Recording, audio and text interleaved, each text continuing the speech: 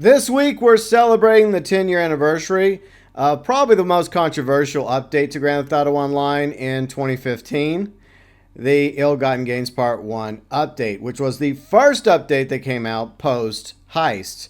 After the heist update, almost everything else saw a dramatic increase in the prices when it came to clothing items, weapons, especially vehicles. And Ill-Gotten Gains Part 1 was the first time we saw that inflation in GTA Online. To be fair, Rockstar did give us another way to make money in Grand Theft Auto Online previously with the heist update, as well as the Criminal Mastermind Challenge. If completed, you got an additional $10 million, which was a ton of money back in 2015.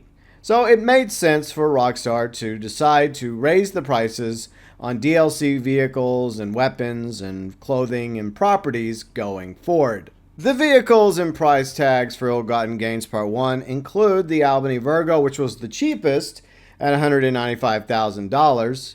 Then we had the Ennis Windsor at $845,000. The Sterling GT, almost $1 million, $975,000. And then the best supercar in the game for about a month, the Pegassi Osiris, was $1.9 million, the most expensive car in the game at the time. But unfortunately, there were two other vehicles added to Ill-Gotten Gains that were way more expensive. The Swift Deluxe for $5.1 million, and the most expensive civilian aircraft to this date, a decade later, remains the $10 million Luxor Deluxe. Why are you the way that you are? I hate so much about the things that you choose to be. And the one weapon that was added, courtesy of Ill-Gotten Gains Part 1, was the Combat PDW. Despite the fact that the Combat PDW has been largely forgotten as a weapon in the game, there were some really good weaponry and attachment skins and engravings added courtesy of Ill-Gotten Gains Part 1, including the use of a mere luxury finish for the pistol, marksman rifle, carbine rifle, assault rifle, micro SMG, the gilded gunmetal finish for the advanced rifle, sawed-off shotgun, AP pistol, the Platinum Pearl Deluxe finish for the 50 cal pistol, as well as the etched wood grip finish for the sniper rifle and heavy pistol. Ill-Gotten Gains Part 1 also saw over 180 clothing items added, along with 12 female outfits and 15 tattoos.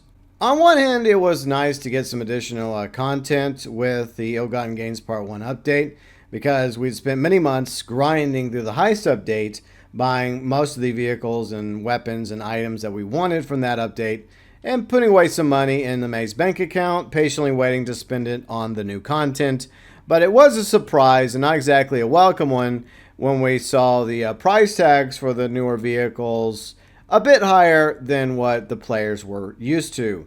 Especially when it came to this car, the Osiris, which would only be the best supercar in GTA Online for about a month.